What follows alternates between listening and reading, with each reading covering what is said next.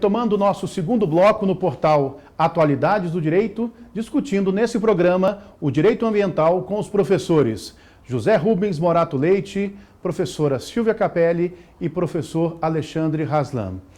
Professor Alexandre, no bloco anterior, o senhor pontuou a responsabilidade civil em matéria ambiental, abordando em especial a responsabilidade do financiador.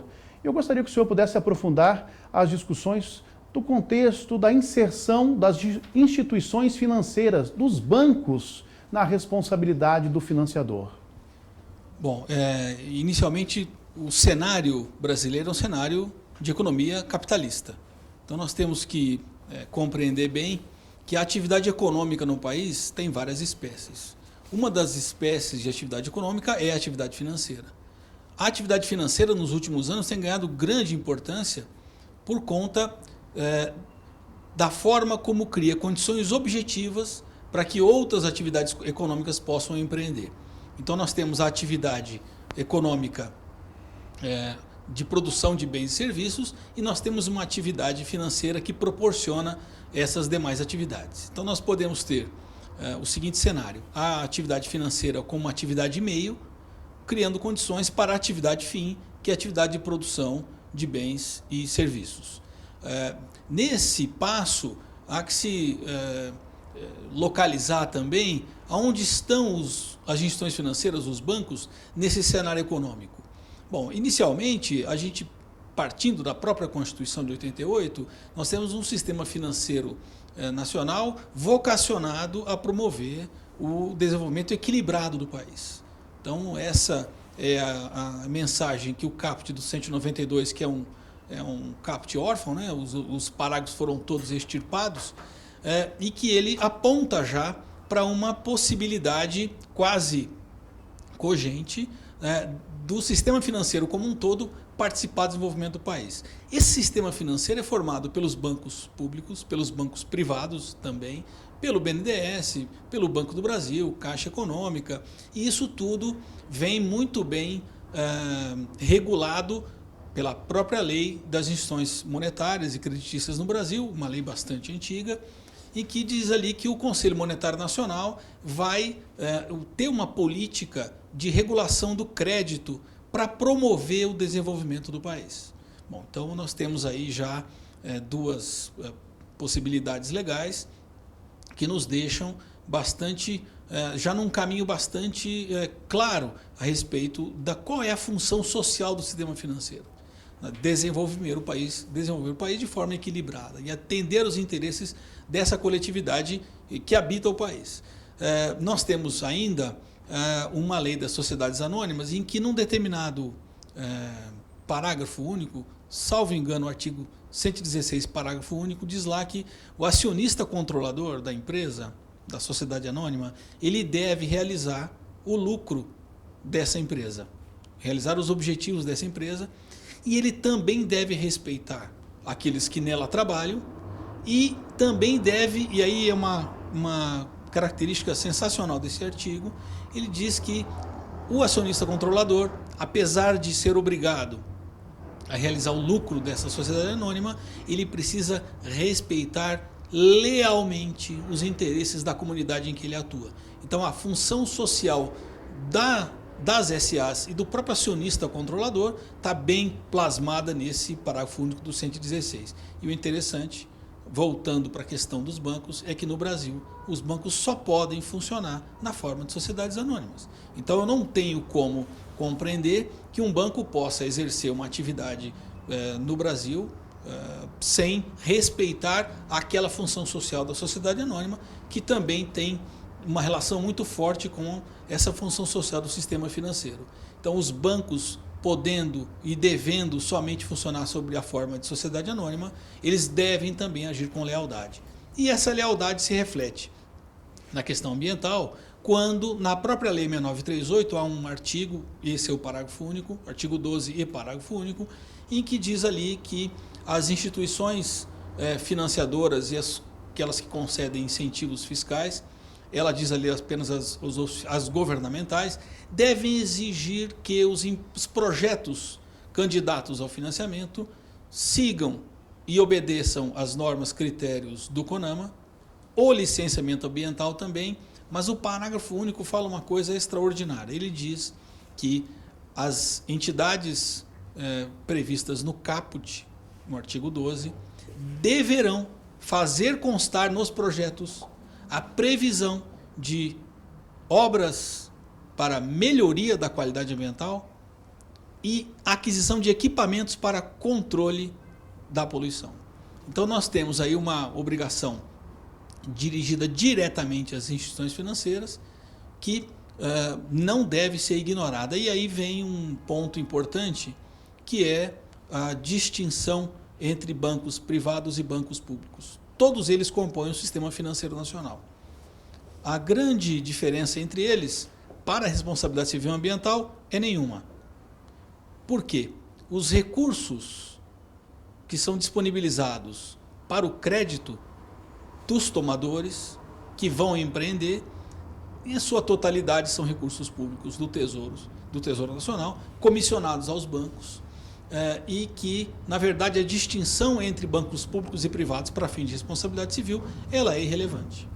Tanto é que, na Lei da Política Nacional de Resíduos Sólidos, editada em 2010, é muito claro dizendo o seguinte: os estados, os municípios e Distrito Federal que pretenderem acessar recursos da União ou por ela controlados, devem obter a aprovação dos planos de gestão integrada de resíduos sólidos. Ou seja, a própria lei de resíduos sólidos diz o seguinte: olha, eu preciso captar recursos com a União ou recursos por ela controlados. É o que a Caixa Econômica faz, o Banco do Brasil faz e outros bancos privados no país fazem também, de intermediar esses recursos públicos sobre o risco e sobre a contratação privada desses fornecedores, desses financiadores.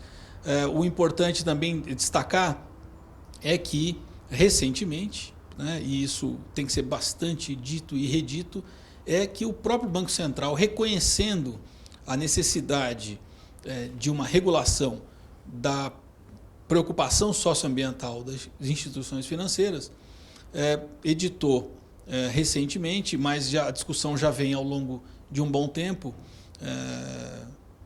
uma resolução que obriga os bancos a terem uma política de responsabilidade socioambiental. Uma política em que os bancos serão obrigados a, dependendo do tamanho da instituição financeira e dos projetos que pretende financiar, ela vai ter que ter proporcionalmente uma estrutura interna no banco para poder dar conta da análise desses projetos. É muito importante dizer também que nós não podemos de forma nenhuma ignorar que a ampliação do rol de responsáveis por danos ambientais, ele vem sendo ampliado na medida em que a sociedade também vem sendo exposta a mais riscos. Então isso é absolutamente importante deixar claro e dizer também que a responsabilidade civil ambiental do financiador não é automática, como nenhuma responsabilidade é automática. Eu preciso de um nexo de causalidade entre o comportamento ou o não comportamento do financiador e um resultado. Então isso é muito tranquilo e eu acredito que o Brasil está dando um passo à frente na questão da eficiência econômica na defesa dos recursos ambientais. Ok, doutor Alexandre, muito obrigado. Doutora Silvia Capelli, voltando aí ao contexto do licenciamento ambiental, da Lei Complementar 140, nós abordamos essa discussão no primeiro bloco do nosso programa e a senhora fez menção ao CONAMA, ao Conselho Nacional do Meio Ambiente. E a minha pergunta vai nesse sentido: como é que ficaram as atribuições do Conselho Nacional do Meio Ambiente com a Lei Complementar 140? Houve redução ou não? Ok. Bom, essa é uma questão bem importante, eu tinha pontuado ela aqui, para que a gente lembre o seguinte: o que a Lei Complementar 140 determinou à Comissão Tripartite Nacional é a definição da tipologia das atividades, porque na medida em que a 140 retira o critério da abrangência do impacto como critério definidor da competência do IBAMA, dos municípios e residual dos estados, mantendo, então, a competência pela localização ou desenvolvimento, atividade nuclear, atividades militares para o IBAMA, e retira esse critério da abrangência do impacto, esse critério tem que ser substituído por algo. E esse algo é a tipologia das atividades.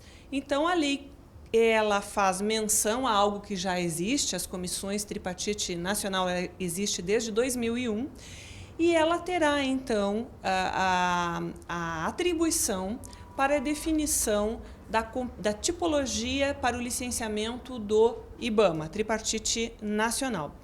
Algumas pessoas, então, poderiam interpretar, bom, se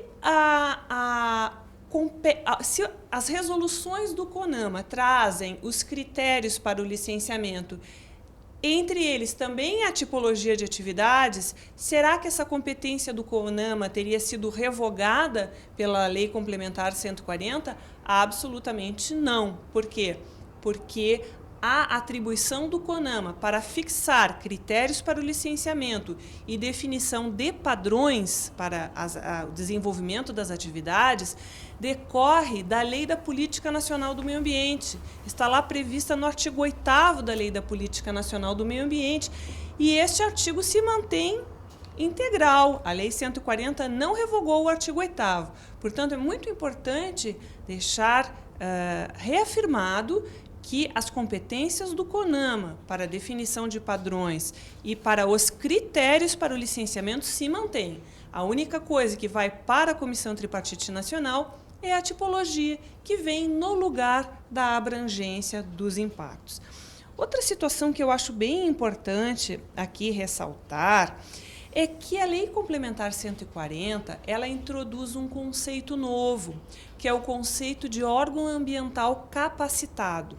Então, por exemplo, nos casos de competência supletiva e nos casos de delegação de competência, aquele órgão ambiental que entrará no lugar do originalmente competente, ele precisa ter um órgão ambiental capacitado.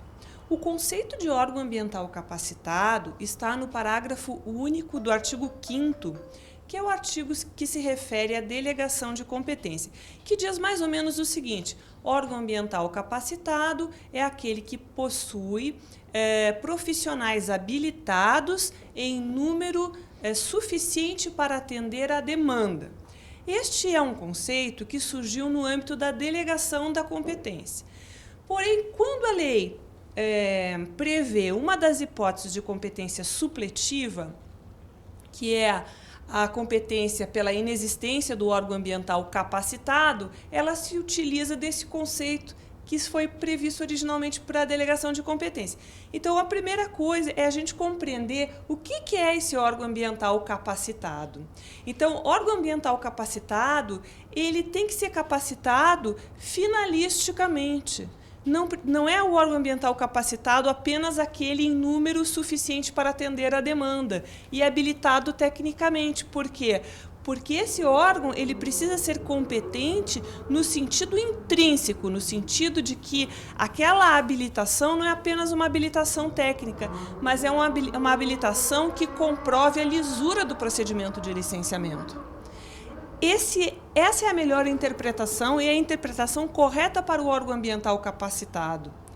Aquele órgão que não gere desvio de finalidade pública, que cumpra o princípio da moralidade administrativa no processo de licenciamento. Então, essa interpretação do órgão ambiental capacitado tem que levar em consideração também ao cumprimento do princípio, dos princípios de ordem pública esculpidos no artigo 37 da Constituição Federal.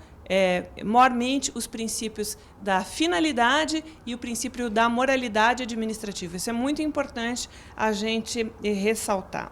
Outra coisa muito polêmica na Lei Complementar 140 é a redação nova do artigo 13, que reforça algo que já havia na Resolução CONAMA 237 e que diz que o licenciamento será feito apenas por um ente da federação, ou seja, só pelo IBAMA, ou só pelo município, ou só pelo Estado. E que qualquer interveniência, seja, por exemplo, por outro órgão licenciador. Por exemplo, um licenciamento feito pelo Estado. Se o IBAMA tiver interesse em intervir por uma questão técnica no licenciamento feito pelo Estado, ou se um outro órgão interveniente, como, por exemplo, o Instituto do Patrimônio Histórico e Artístico Nacional, a FUNAI e outros órgãos que normalmente têm uma incidência muito específica, o parágrafo único do artigo 13 diz que essa manifestação não terá caráter vinculativo. Como nós vamos interpretar isso? Nós temos que interpretar de acordo com a Constituição Federal. Qualquer limitação à Constituição Federal que denegue a possibilidade de que uma decisão e que uma manifestação pontual sobre um aspecto eminentemente técnico não possa ser levada em conta, o órgão licenciador vai ter que motivar essa decisão administrativa, né, pela teoria dos motivos determinantes. E esta fundamentação poderá vir, no caso de afastar a incidência de um órgão interveniente, ser questionada em juízo. Então, toda a interpretação da Lei Complementar 140, ela tem que vir em consonância com a Constituição Federal.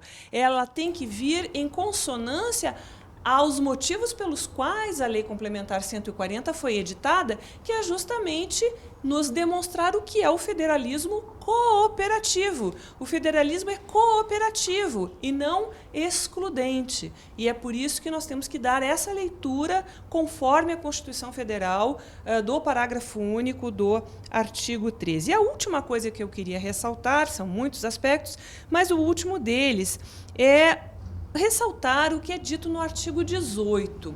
O artigo 18 da Lei Complementar afirma que todo esse procedimento e estas regras nela previstas somente incidirão nos processos de licenciamento e nos processos administrativos, porque a lei trata de duas coisas, não é? De licenciamento e de fiscalização, a partir da data da publicação da lei, ou seja, a partir do dia 9 de dezembro de 2011. Isso significa que os processos de licenciamento que estão em renovação num órgão não podem ser enviados por outro. Por quê? Porque a lei só vai incidir sobre os novos licenciamentos, ou seja, a partir das licenças prévias ou da exigência dos estudos de impacto ambiental atrelados ao licenciamento, a partir do dia 9 de dezembro de 2011.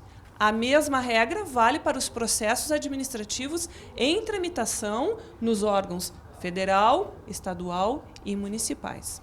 Ok, doutora Silvia, aliás, muito interessante seus apontamentos, né, abrangendo aí vários aspectos polêmicos e contribuindo na leitura da Lei Complementar 140, que ainda vai suscitar inúmeras discussões doutrinárias e jurisprudenciais. Muito obrigado, doutora Silvia.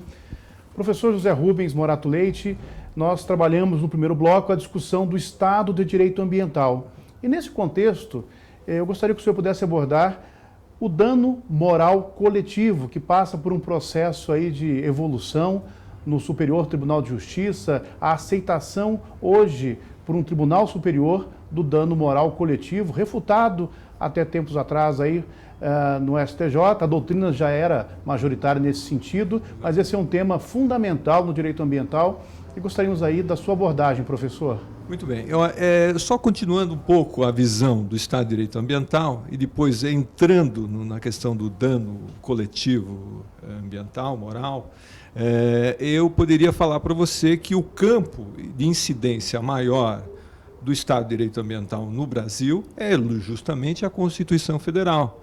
Ali é o palco da discussão dos avanços em termos normativos no sistema brasileiro, para um Estado que tem um pouco maior sustentabilidade, né? Discutindo o licenciamento ambiental, discutindo a sanção do financiador na responsabilidade por dano ambiental, nós estamos também discutindo as questões oriundos dessa crise ambiental e da necessidade de instrumentos aptos a gerir os problemas ambientais de forma mais efetiva dentro do Estado pós-social, que seria o Estado de Direito Ambiental, né? Nós vemos que a inclusão do Estado de Direito Ambiental trouxe uma reforma, pelo menos do ponto de vista da apropriação do bem ambiental. O bem ambiental hoje é um bem ligado à qualidade de vida, é um bem ligado a um bem de todos, bem de uso comum de todos, devendo ter uma responsabilidade compartilhada na sua danosidade, na sua gestão, né? E impõe ao poder público várias atuações, né? E dentre as atuações mais destacadas, proteger os processos ecológicos essenciais, promover a sanção ambiental, que é um dos tópicos importantes do aperfeiçoamento do sistema normativo, né? E daí nós estamos falando do sistema normativo brasileiro, que tem o seu palco especial dentro da Constituição Federal, né? Saindo um pouco do Estado de Direito Ambiental, que, vamos dizer, é um Estado que está em vias de consecução, que vai demorar um pouco, porque nós trabalhamos com um modelo capitalista, né? E a proteção ambiental ela tem que ser um viés de maior sustentabilidade, são questões oriundas à complexidade dos problemas envolvendo a questão ambiental, que hoje está num colapso muito grande pela escassez dos recursos naturais. Agora, podemos dizer que na sanção civil, né, houveram avanços. E um dos avanços é o dano moral ambiental, que é um dano que repercute da questão da ambivalência do dano ambiental, e nós temos uma legislação brasileira que ela é bem ampla, no sentido de não ter números clausos daqueles que são responsáveis pela danosidade ambiental. Quer dizer, no sistema brasileiro, o poluidor, um abstrato, é um conceito amplo, né? Ele é o responsável pelo dano. E responsabilidade objetiva, pelo risco da atividade. Então, houve uma ampliação muito grande no sistema brasileiro para poder dizer especificamente que no sistema da responsabilidade civil por dano ambiental é a responsabilidade integral e por risco da atividade, né? Isso faz que o sistema acabe sendo pressionado a também dizer o que está na Constituição. Porque o parágrafo 3º do artigo 225, ele não restringe também a reparação do dano, né? Se um lado nós temos a reparação integral do dano, por atividades, por risco e por a responsabilidade objetiva, sem necessidade da prova da subjetividade, nós temos também a possibilidade do dano patrimonial e do dano extrapatrimonial, que pode ser subjetivo, né, no aspecto individual, mas também no aspecto objetivo, isso no que diz respeito à proteção efetiva da natureza, né? E aí que nós estamos com um viés diferenciado. E a Constituição faz com que o intérprete da norma tenha que dar um bloco específico, uma visão, capturar o que está dentro dos valores constitucionais. E o valor constitucional ele é bem aberto no sentido de proporcionar também não só o dano moral individual, mas também o dano moral coletivo. E nós temos a proteção do meio ambiente, especificamente o artigo 225, parágrafo 3º. Bom, a jurisprudência, isso que é interessante, que ela caminhou por vários caminhos, várias fontes, né? Iniciando com uma visão mais tímida a respeito do dano moral, né? Dizendo algumas vezes que uma visão restrita, né? Que o dano moral ele só poderia ser discutido quando estivesse em discussão os direitos das pessoas, né? E o direito subjetivo, né? Quando a pessoa sentisse dor, né, no sentido mais amplo do significado de dano moral, né? Isso diz respeito ao quê? Diz respeito justamente que, num primeiro momento, não se percebeu que nós temos questões difusas, né? Então, quando nós estamos tratando do dano moral objetivo, nós estamos tratando do dano moral da personalidade difusa, da qualidade de vida, que são outros termos, né? E aí tem que ser uma interpretação aberta, e uma hermenêutica jurídica própria, porque nós estamos discutindo o direito ambiental. Então, para se julgar questões relacionadas ao bem ambiental, nós temos que rever o pensamento clássico dos direitos individuais. Então, nós temos que passar para o pensamento coletivo. E é isso que carece muito o nosso sistema jurisprudencial, que avança, mas tem muitos retrocessos. E acredito que esses julgados recentes vieram trazer uma linguagem que é a linguagem do direito ambiental, que é a linguagem própria, que é justamente a linguagem do Estado de Direito Ambiental. É uma linguagem que vem com os princípios fundamentais do Estado de Direito Ambiental, que são os princípios oriundos do direito ambiental. O princípio do poluidor-pagador, da reparabilidade integral e, além da reparabilidade integral, da necessidade de sustentabilidade. Né? Então, nós vemos que essa linguagem tem que ser outra. Né? Bom, esse julgado recente, que é importante, que é a mudança de visão, né? Se no momento, até 2006, nós tínhamos uma jurisprudência no sentido de que não cabe o dano moral ambiental, mesmo havendo discussões teóricas sobre ele, num voto 3-2, quase empatado, né? No sentido de que prevaleceu aquela visão restrita, em que teria que haver a necessidade do sentimento físico de dor. Né? E essa visão agora está sendo descaracterizada ou renovada com esse banho da hermenêutica jurídica ambiental, fincada em princípios próprios da especificidade do direito ambiental. E é a partir daí, e dos julgados do ministro Herman Benjamin e de outros da própria Câmara, que veio a ser remodelado. Né? Um voto importante, um julgado importante do ministro Humberto Martins, no sentido de condenar a empresa Eternit, né, que causou dano por expor a coletividade e deixar depositado o amianto e deixando a qualidade de vida mais sensível. Né? Então, podemos perceber que, nesse caso concreto, houve a condenação por dano extrapatrimonial ou moral ambiental, não pelo dano em si, mas pela exposição do dano à qualidade de vida da personalidade difusa. Isso é diferente. Isso é uma outra linguagem. E esse é o entendimento do avanço do Estado de Direito Ambiental. Então, é importante esse julgado porque não fica restrito à obrigação de fazer. Tirou o amianto, que estava ali depositado, mas não só tirando o amianto que estava ali depositado, remanesceu uma lesão pretérita, como a poluição sonora. Sempre é uma poluição pretérita. Né? Então, houve bem o julgador no sentido de trazer essa nova jurisprudência. Não é só obrigação de fazer, é obrigação de fazer, e que, com a última rácio, uma indenização pecuniária. E aí nós temos o dano moral ambiental, uma condenação por dano moral ambiental. E, nesse caso específico, sem o dano físico, né? Ou pelo menos visível, né? Que o amianto estava ali depositado. E, com o depósito do amianto, trouxe uma piora de qualidade de vida das pessoas que ali circundavam em relação aos problemas relacionados com o amianto, que nós sabemos hoje, cancerígeno. Né?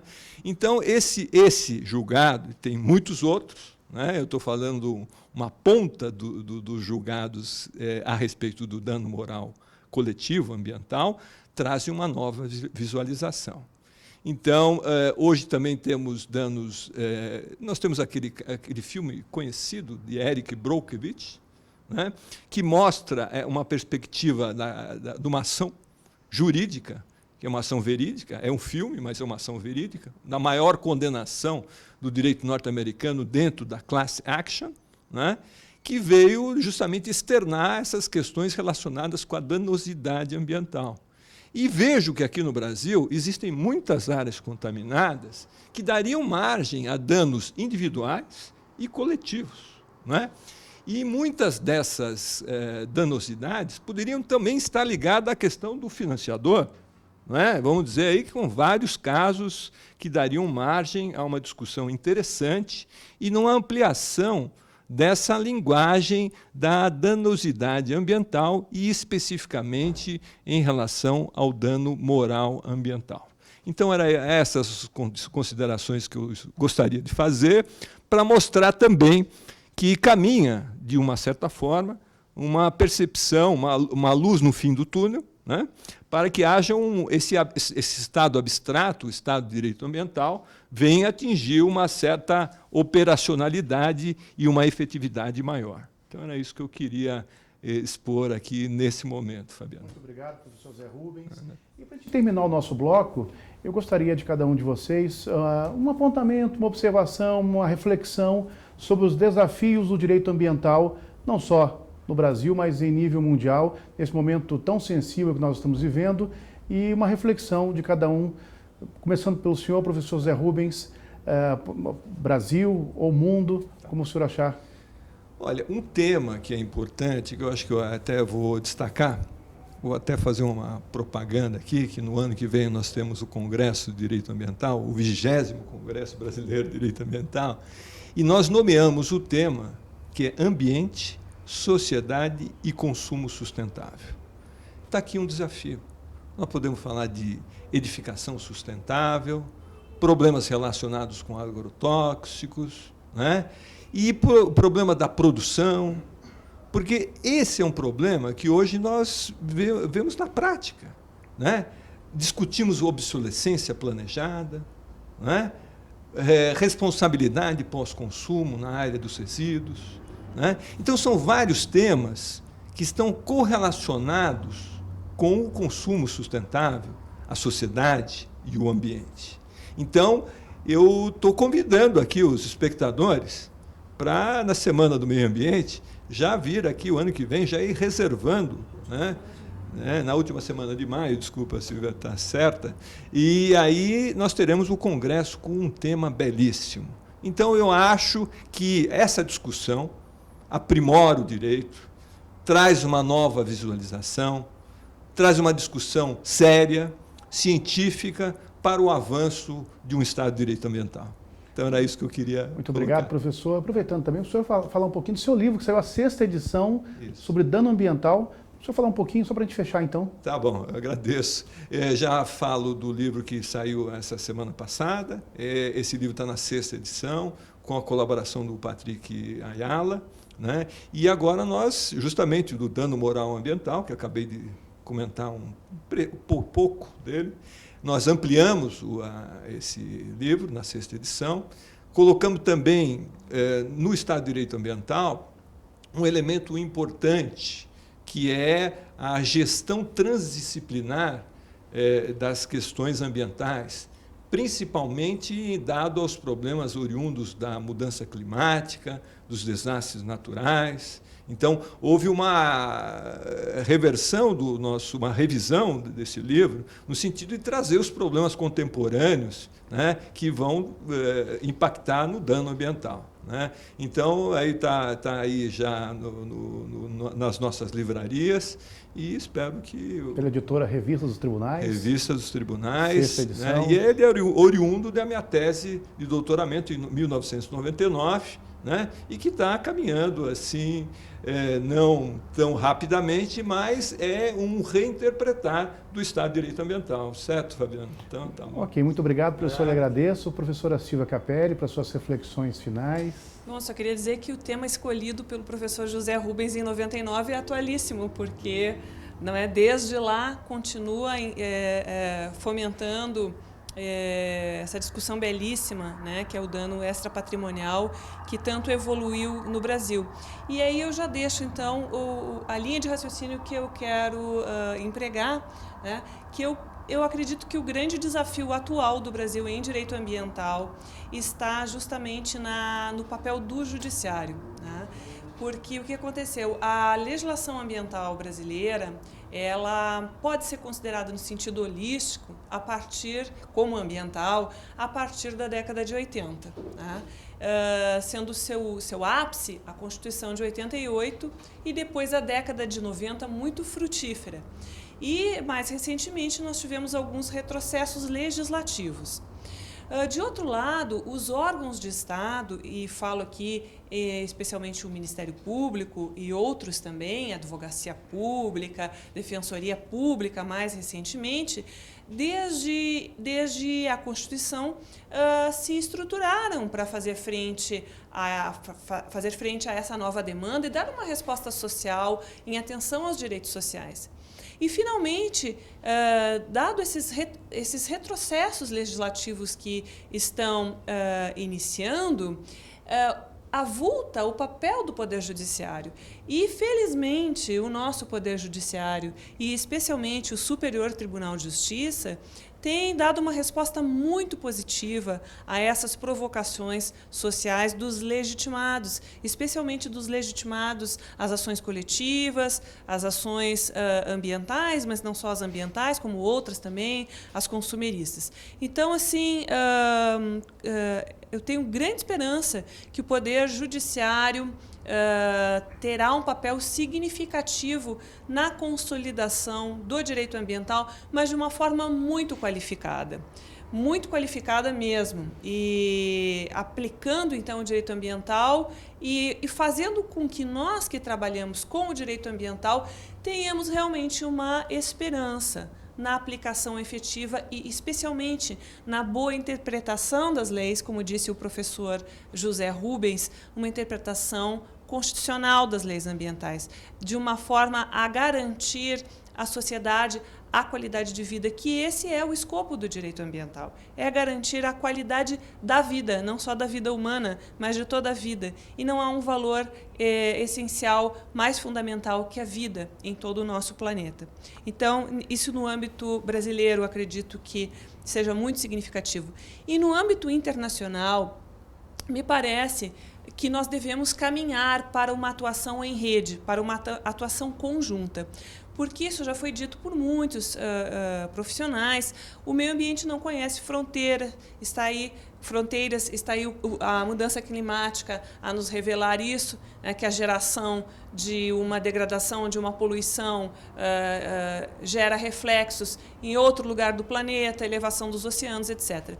Então, é cada vez mais importante, especialmente que os órgãos de Estado se fortaleçam e troquem informações.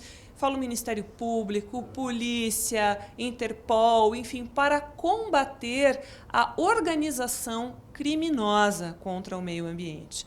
Se nós fizermos um esforço de transpor fronteiras, de transpor limitações políticas em prol do interesse público e em prol da defesa da vida, nós estaríamos dando um significativo passo para trabalharmos por essa importante missão de todo ser humano, que é garantir a vida. Muito obrigado, doutora Silva, agradeço. Doutor Alexandre, o senhor também tem uma obra publicada sobre a responsabilidade do financiador pela editora Livraria do Advogado. Gostaria que o senhor primeiro comentasse a sua obra e, em seguida, as suas reflexões finais. Bom, essa obra foi resultado de aproximadamente aí 5 ou 6 anos de pesquisa e fez parte aí como dissertação de mestrado na PUC de São Paulo, em que eu acabei tendo a felicidade de publicá-la e está à disposição do mercado para análise e, obviamente, aguardo críticas, né? Porque é muito bom ter o trabalho criticado, porque a gente evolui juntamente com ele. O mais desafiador do direito ambiental para mim no Brasil tem 2 pontos muito importantes. Primeiro, a necessidade do direito ambiental se reafirmar no Brasil como um direito de coordenação. Não há como pensar em desenvolvimento social, em progresso econômico, sem avaliar as regras ambientais. E para isso nós precisamos de uma boa produção legislativa, isso nem sempre é possível. Nós precisamos de uma doutrina comprometida com os fundamentos jurídicos do direito ambiental, não nos fundamentos oportunistas do direito econômico. E nós precisamos também, e temos visto isso já se desenvolver na prática, de um judiciário forte que saiba tornar equilibrado as relações que se desequilibraram pelo poder econômico, pelo poder político. A sociedade precisa disso. Eu acho que isso é crucial para o desenvolvimento do país. E eu digo sempre, em conversas amistosas ou até mesmo em discussões mais acaloradas, que o problema do Brasil é um problema de responsabilidade. Ninguém assume a própria responsabilidade aqui. Todos nós, e eu digo isso me inserindo na sociedade brasileira, todos nós buscamos um culpado para tudo aquilo que dá errado.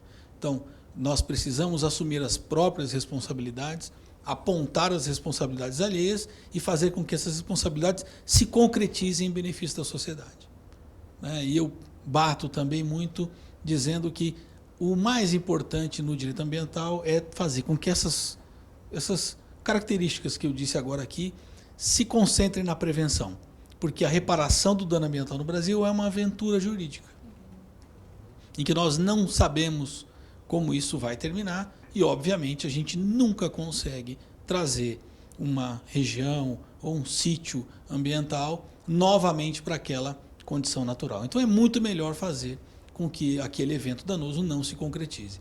Para isso precisamos de regras claras, precisamos de um judiciário forte e precisamos também de assunção de responsabilidade das pessoas físicas, das pessoas jurídicas, indistintamente, sobretudo do poder público. Ok, doutor Alexandre, muito obrigado. Gostaria então de agradecer em nome do portal Atualidades do Direito, doutor Alexandre, doutora Silvia e doutor Zé Rubens, pela participação. Muito obrigado. E a você que nos acompanhou até aqui, o meu abraço e até um próximo programa do Atualidades do Direito.